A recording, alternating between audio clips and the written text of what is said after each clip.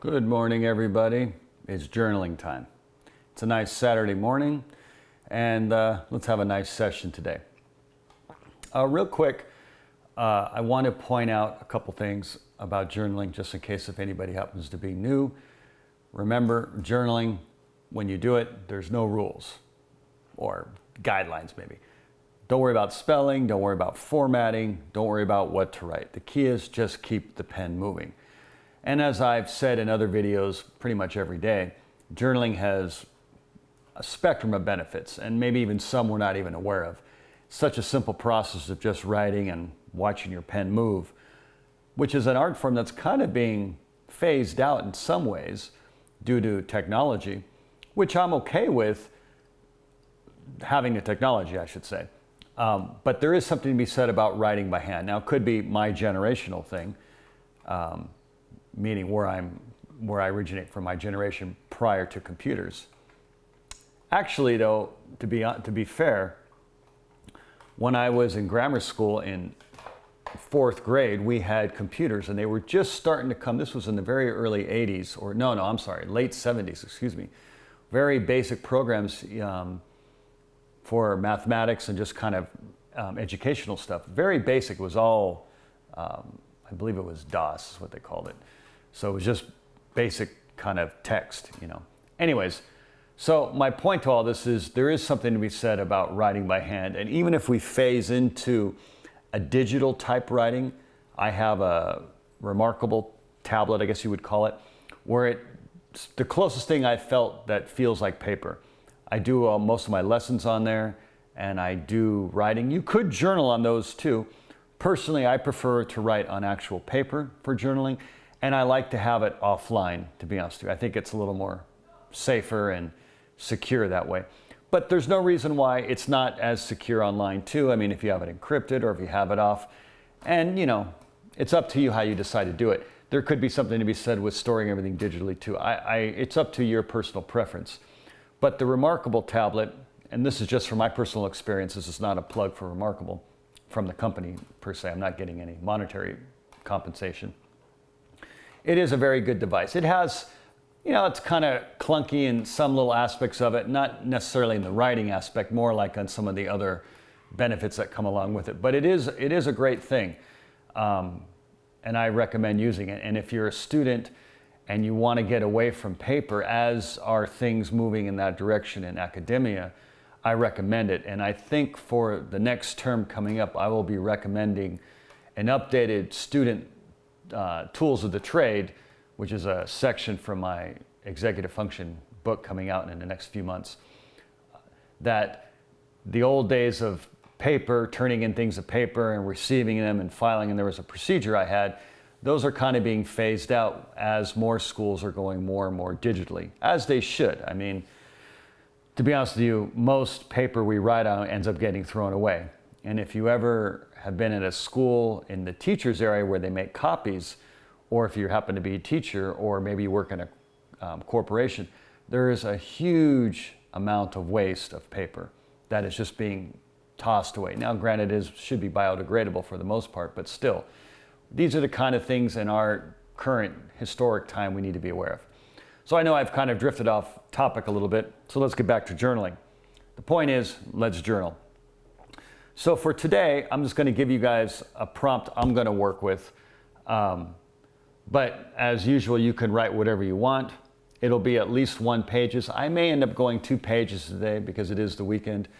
So we'll see how it goes. And the prompt is simple. How does home become the foundation of your life?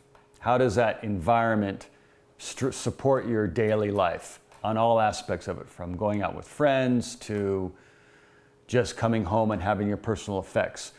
It's however you want to view it. I'm not going to give you my interpretation of it, but that's what I'm going to be writing from today.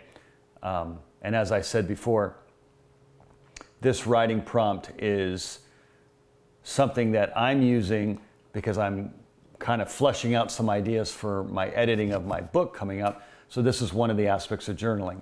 And as I mentioned yesterday, this is not something I'd recommend you do all the time. I would say you do it in a very small percentage of the time of your journaling. I'm just throwing out some numbers here, anywhere from 10 to 20% at most, I would say. The majority of the time should be just personal thoughts, whatever you want to write. If you like to write stories, then write stories. Whatever connects you to you, that's what's important. I recommend how you're feeling. I recommend your emotional state, what's going on in your life with family, friends. Go through all that stuff. Try to be objective, or sometimes don't be objective. Be completely hyperbole. Exaggerate everything. Just get that stuff out of your head. And the more you kind of learn to do that, the better you connect with it, and the better you're going to feel, and the better you're going to go about your life. And of course, one of the shallow benefits is going to be your writing goes through the roof. And if you happen to be a student or someone who needs to write on a daily basis, this is going to help you tremendously. So, with any further ado, let's get to work. So, if you have your beverage, get your beverage and all that good stuff. Okay.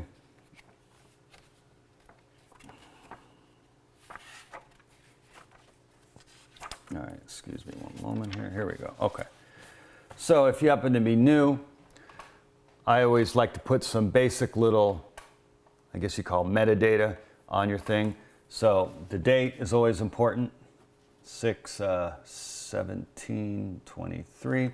Location, home, and the time for me is 8:38 in the a.m. And the first sentence I like to always say, how is the day outside? Like an establishing scene. Like when you watch a movie, the first scene is usually, oh, we're in the mountains, we're in the jungle, we're in the city, something like that. So if and when you go back and reread your journals to see what was going on, you kind of have a little bit of an orientation of what was going on. And also, too, this is why in the journals that I've made for you guys, produced by Moral, I have these little sections already built into the journal: location, time, date, and I even put mood. So that way we get a little bit more of this kind of metadata kind of stuff. Anyways, remember the prompt for today, if you choose to follow it: how is home the foundation of your life? And let's get going. At least one page. If it goes a little longer, that means I'm going on the 2. I'm just kind of feeling it out today, but it'll be at least one page. So let's get to work. All right. Enjoy the process, everybody.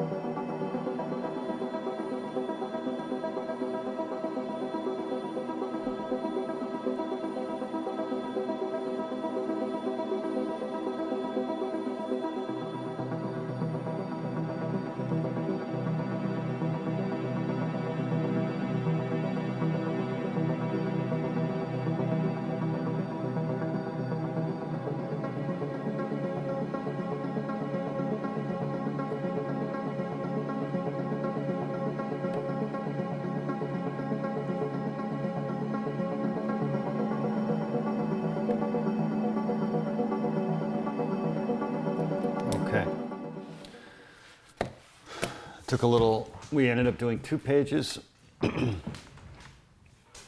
And it was good.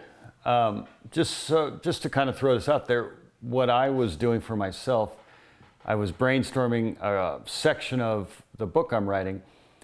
And as I'm doing that, the next step I would do with this, I would go and probably just type it up as is. And then from there, I would just edit it from there. I won't go into too much detail on that because this is in the journaling session. But once again, this is how journaling can be used as a multi-pronged technique. In the future, I will give this essay assembly line that I use for myself and I'll use with students because I think it's very valuable and importance to everybody because you can use it in multiple forms. And with anything in life, even if there's an intent directly, let's say, for students, you can take that or take the essence of it and you can apply it to something else in life. And with journaling, it's one of those things where you can use it for anything. Maybe even ways I haven't even thought of yet because I'm only one person. Anyways, so enough of that. I hope everything went well. Maybe you did 2 pages in. If you feel like keep going, it's Saturday, write another page.